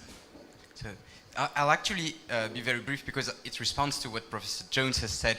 If we use this logic of what happens outside of Russia and how Russia responds to it, how does imperialism not actually advances your explanation of the causes of the war?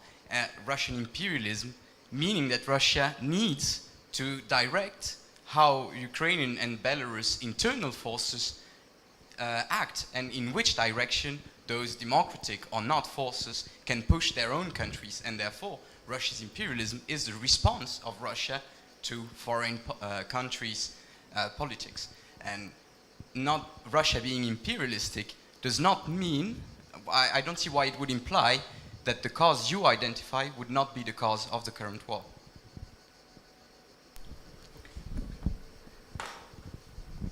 Okay, thank you. I'll try to be as succinct as possible, just because there are lots of questions. Your question, Sarah, why expansion before the crisis in 2014? John says it's not about balance of power politics. We're not containing Russia. It was basically liberal hegemony. And the idea was liberal hegemony, that was American foreign policy when the Cold War ended, describes our engagement policy towards China. It explains the Bush doctrine in the Middle East. Had three strands to it. One is to spread democracy. Number two is to incorporate countries all around the planet into international institutions. And three, to integrate them into the world economy, the capitalist world economy, okay? And what we were doing was we were moving NATO and the EU, two institutions eastward, and incorporating more and more states into those institutions so they would be rules-abiding citizens. Two, by moving the EU eastward, we're getting everybody hooked on capitalism, integrating them into the international economic order. And number three, and this was what Eric was getting at, with the color revolutions, right? Rose Revolution, Georgia, Orange Revolution, Ukraine, we're spreading democracy. right? So the name of the game was to turn Eastern Europe into a giant zone of peace, much the way Western Europe in our story had been turned into a giant zone of peace, and Europe would be one big seamless web of peace, love, and dope.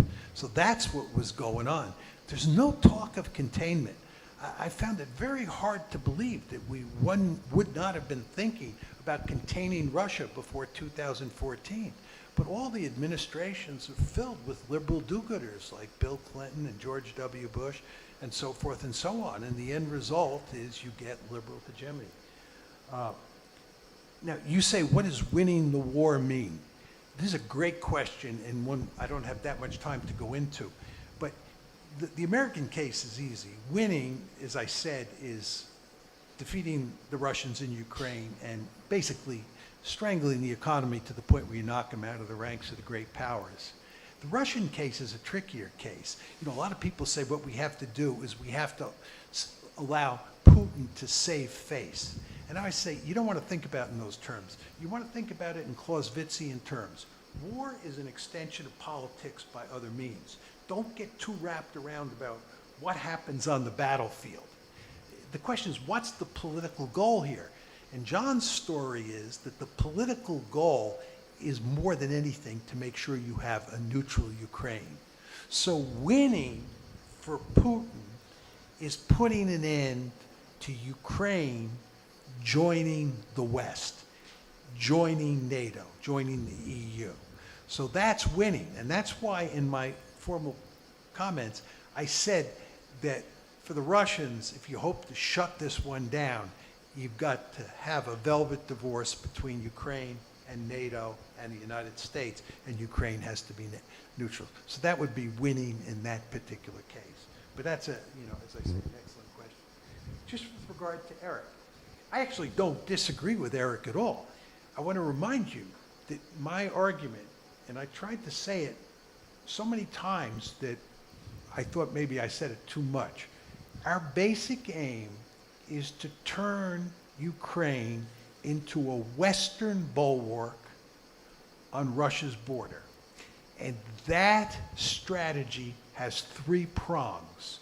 One is to incorporate Ukraine into the EU, to foster a color revolution in Ukraine where it becomes a pro-West liberal democracy. That's where he was going. And third, and most importantly, to bring Ukraine into NATO. Now, I agree with you that the Russians lived in mortal fear of a color revolution in Russia. And for those of you who are interested, you go home and Google the New Yorker magazine, Michael McFaul's experience as America's ambassador to Russia. He was interested in fostering a color revolution in Russia. Putin hated the guy. Read page 12 of his memoirs, where he talks about Putin staring him down at a meeting that he had outside of Moscow, right? Putin lived in fear, as you pointed out, of a color revolution, and correctly, and as Eric also correctly pointed out, the 2012 crisis, or when the crisis broke out in 2012, it was not about NATO expansion per se. It was about the EU and about a color revolution. So I'm in complete agreement with you. But what I'm saying to you, Eric, is it's a three-pronged strategy, all designed to make Ukraine a Western bulwark. With regard to the graduate student back there, I'm sorry I didn't catch your name. In my story about this one, and you didn't see it here, but just I did this interview with the New Yorker where this comes out clearly. For me, there's a difference between imperialism and geopolitics. And when I hear the word imperialism used with Putin, I identify that with the argument that he was interested in conquering Ukraine, absorbing Ukraine, maybe conquering Finland, conquering other countries. That to me is what imperialism is about. It's creating an empire. So imperialism and empire go together. For John, this is really all about balance of power politics. It's all about taking NATO and putting it too close to Russia, and the Russians viewing this as a threat, much the way we viewed Soviet-tipped missiles in Cuba during the Cuban Missile Crisis as a security threat. So for me, it's all about balance of power logic. You can see my realism coming through and why I don't like the word imperialism. But I do want to be clear here. It's all a function of how I define imperialism and how I define balance of power politics. One could define imperialism in different ways and come at me from a different perspective. Super. So I'll do one more round of questions, maybe, if you, and we do. I'll do that. If you want 2 rounds, 3 rounds, I don't know. I will look at Eric once in a while, and when I suddenly see a subtle sign where he tells me to end, I shall end. Sarah, you have your microphone now. Then please give it to Jeff first, given that you, now, the one closest to you. Sorry. Back. Sorry. I'm trying to be efficient. Is it on? Okay, thank you, and thank you, John. I encouraged all my researchers to come today because they said you'd give a very entertaining presentation. You didn't disappoint. But I mean, so you're at EUI. We portray ourselves as a premier social science institution in Europe. And I guess I'd like to push you, and it's really following up on Stephanie and Eric, about sort of the social science behind your argumentation. Because, I mean, when I tell my researchers, like developing an IR theory, right? Okay, so definitely don't like just establish correlations. Give us some sense of the causal processes that connect A to B to C to D to get us to an outcome. I tell them to operationalize their terms carefully. I tell them to think, what would threaten my argument? The alternative explanations. And I just worry, sort of, in all counts, right? I mean, you sort of gave us a really interesting narrative here that just sort of fails on all those accounts. You keep accusing the mainstream narrative of basically cherry-picking stuff to tell us a story. It sort of sounds like you're doing the same thing to tell another story. So that's worrying. I mean, what were your methods? I mean, how many sources did you look at? I assume you can only use English, right? So you're just looking at translated stuff. I mean, that's an issue, right? Key terms for you, existential threat. And you made it clear in a talk, right? It's NATO expansion. Anybody who studies Russian politics, right, would tell you, in Putin's own words, the existential threat, to Eric's comment, going back about 10 decades, is democracy. He's creating the beginnings of a totalitarian system in Russia. And so one narrative that's out there, an argument about why he did this, he had to act now to invade before Ukraine became a democracy, okay? And because that would undercut and destroy his kleptocratic regime he's created at home. Alternative explanations, final point. Domestic politics, right? It seems really important. You have to know this stuff. You expressed surprise, right, that Putin couldn't have wanted to take all of Ukraine because look at the setup. They didn't have enough forces. Have you studied from the Russian specialists about the decision-making before the invasion? Putin was listening to 3 people. Shoigu, who was telling him stories. He thought he could actually take Kiev and decapitate it. You're assuming there was some rationality to that decision-making process, which simply wasn't there. So I just worry that, you know, if we sort of really think about the social science behind your argument, it's sort of, it's not there. Thanks. Veronica, please.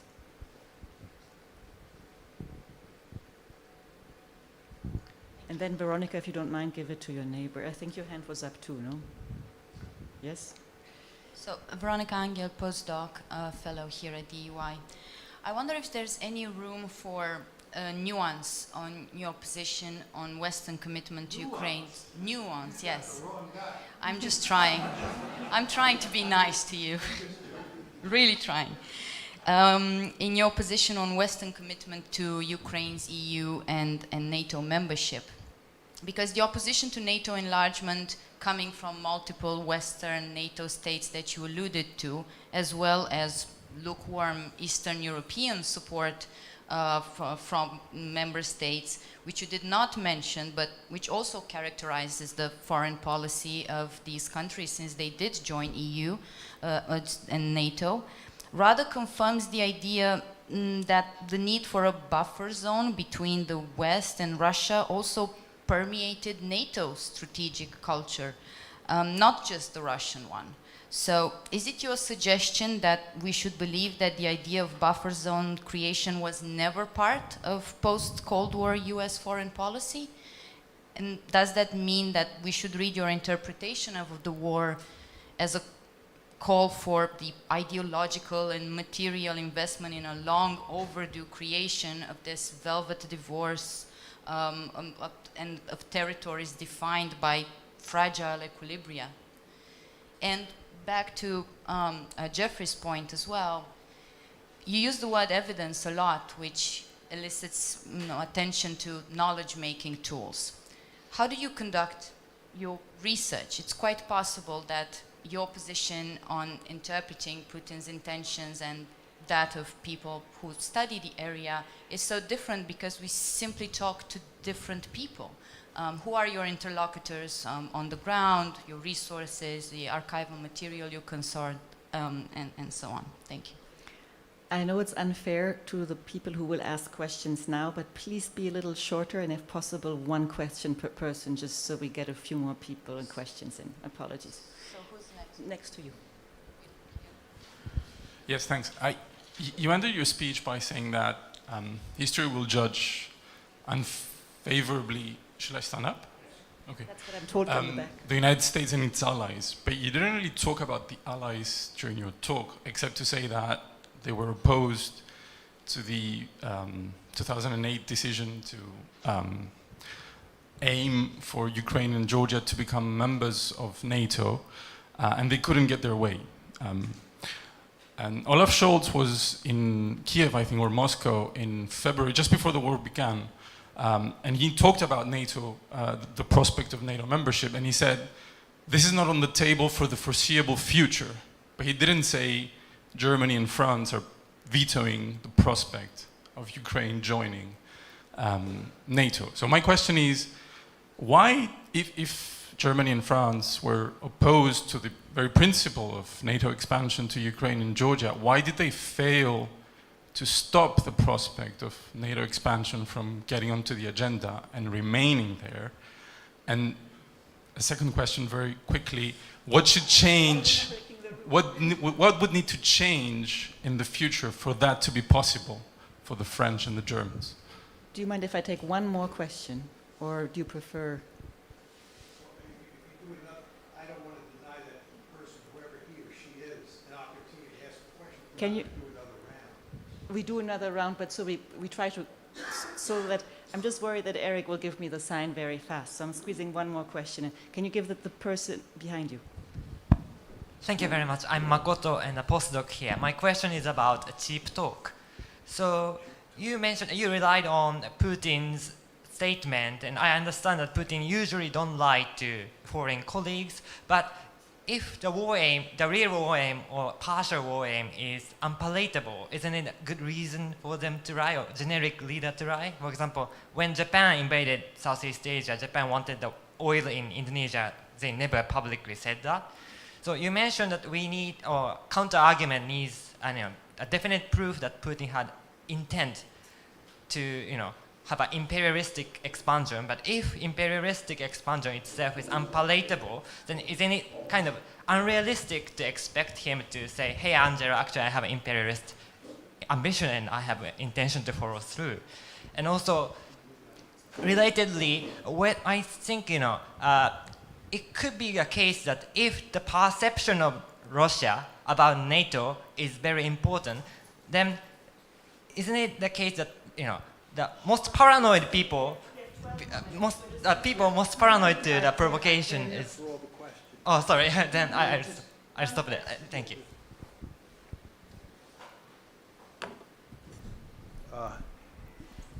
Let me just start with Jeffrey's point. Look, social science has real limits, and you do your best with the evidence, and you always live with the possibility that you're wrong. It may be the case that all the available public evidence points in one direction, but when they open the archives in 20 years, you'll discover that you were wrong. And this last gentleman, or the last questioner here from this gentleman, that this is just, a cover. All this talk about NATO expansion is a cover for the real motive, because it's unpalatable, may be proved true. I'm not up here saying I have the truth. I'm giving you my interpretation. And with regard to the evidence, before I go before an audience, and I go before lots of people when I talk, I want to make sure that I've got my arguments down and that the evidence does support me, because I don't want to make a fool of myself. I don't want to end up with egg all over my face.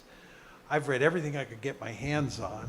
I've talked to lots of people, and I've given this talk in different forums before lots of audiences, and people have run counter-arguments up against me and pointed to other evidence and so forth and so on. So I'm reasonably comfortable that the available evidence supports my basic line of argument. But that's not to say I'm locked in.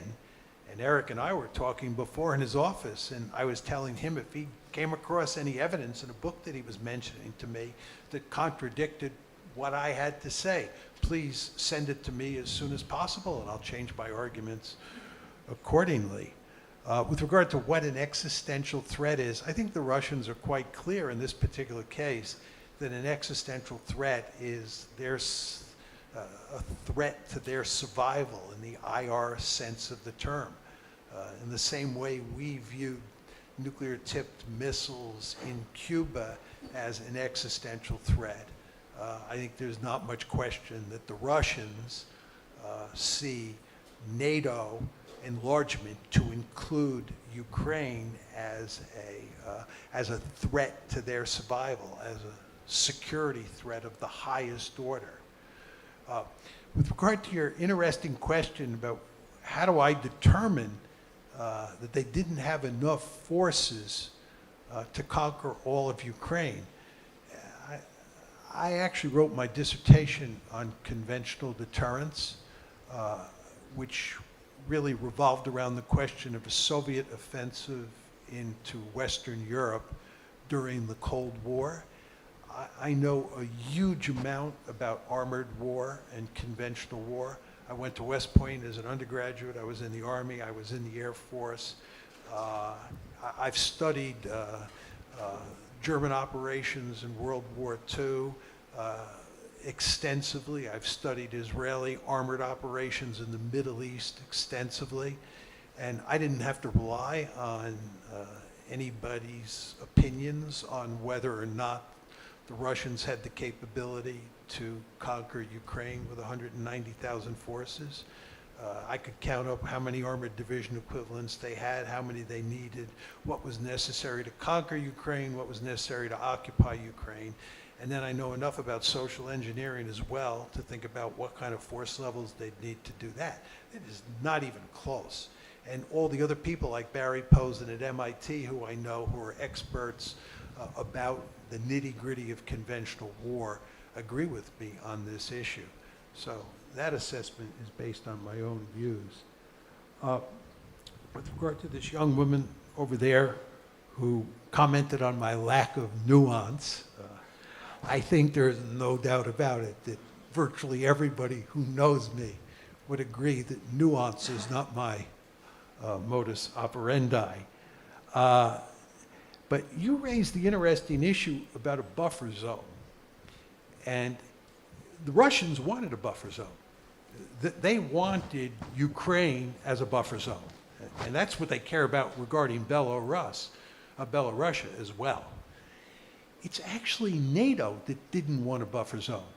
I went to Poland about 3 or 4 different times, and I told the Poles that the last thing you want to do is expand NATO into Ukraine, because it's going to be like poking a hornet's nest, and it's going to cause unending trouble for Poland.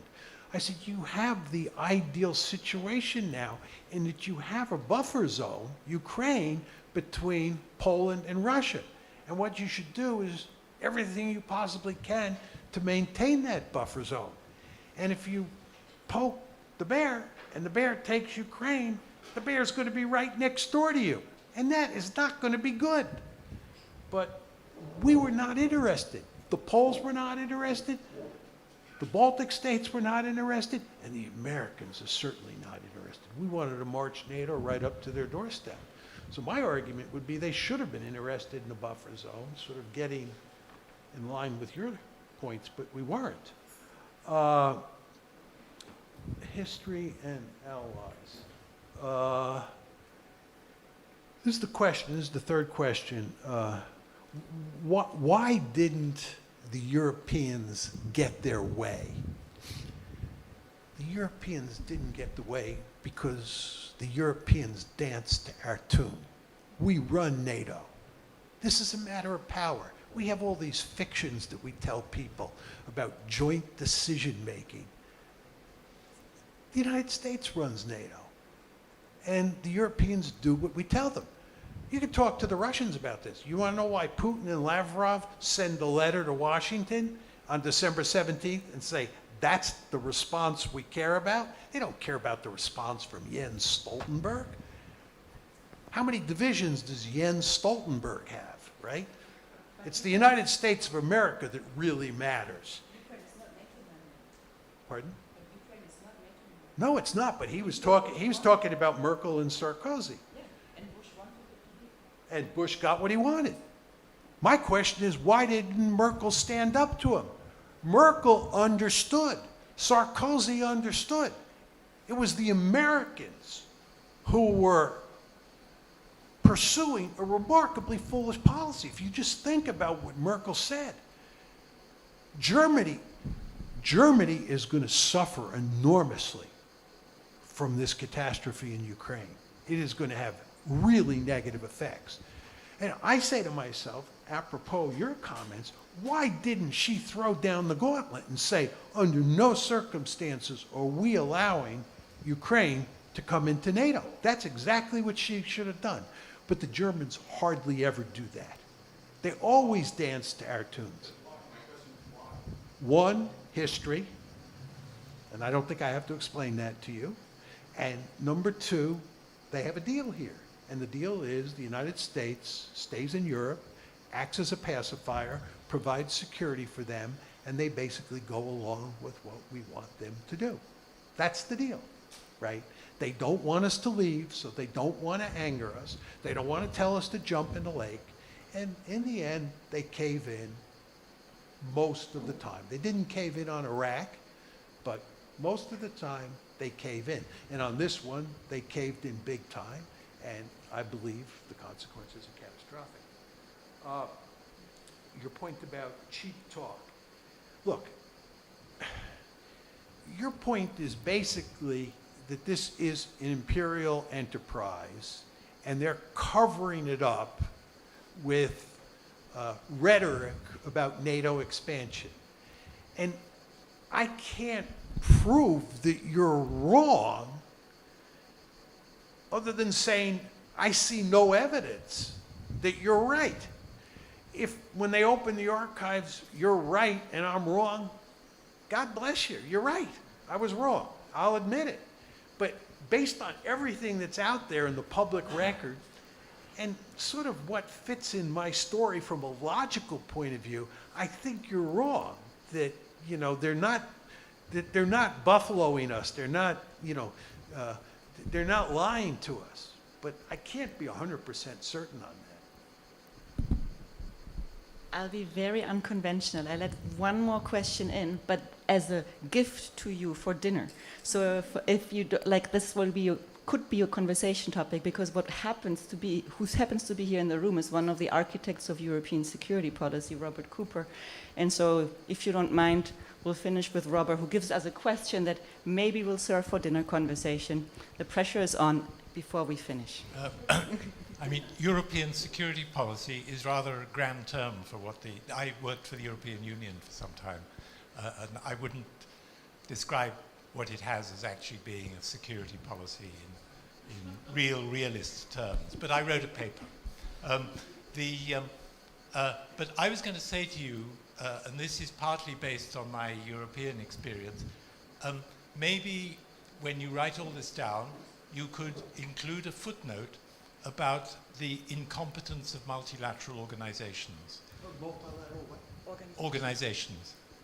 Because actually I found the NATO declaration that issued from Bucharest really extraordinary.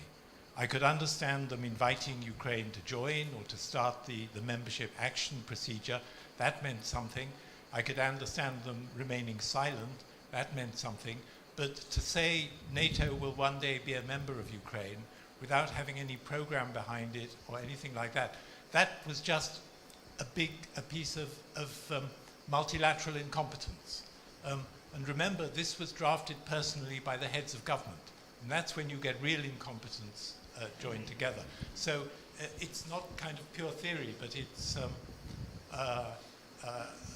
but nevertheless, multilateral organizations are very curious. Actually, I think the UK played a bad role, because if the UK had joined France and Germany in saying, look, this is rather dangerous, it needs to be thought about more carefully, maybe we could have got away with saying nothing, which would have been a good solution.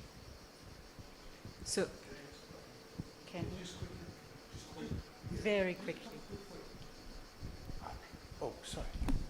Over time, I've come to appreciate the importance of multilateral institutions, or what you call multilateral organizations. When I first, started thinking about institutions, I tended to be somewhat contemptuous of them, and that was foolish on my part. But the argument I would make is that multilateral institutions are run by the most powerful states. And the EU and NATO are run in large part by the most powerful states. And with regard to NATO and the April 2008 decision, you said that it was evidence of multilateral incompetence. I think there's absolutely no question you're right. I've now studied and talked to people about this. You're absolutely right. But it was the Americans who were responsible. It was the Bush administration. And if you look at the decision-making process, it was, to put it in crude terms, a half-assed decision-making process where the Americans really goofed. I would just say to you from having spent 3 days in Germany talking to a number of people about this issue, they would take issue with you on the UK. Their argument is, this is not my argument, this is what a number of people said to me. The French, and especially the Germans, were real Bolsheviks about opposing the Americans. They said that the British basically agreed with the Germans and the French, but they didn't want to anger the Americans, so they kept their mouths closed. So that was the story that I heard. But that's just more evidence that it was the crazy Americans who were driving the train. And that was the point that I tried to make to you folks. Apologies to everyone else who wanted to ask questions, but as John, you said, you invited everyone to send you evidence. I hope you also could invite everyone who still has questions to send him questions, and I will just invite you to maybe spend some time in answering them. In the meantime, please thank me for all the time and patience of answering the questions that have been asked and for your presentation.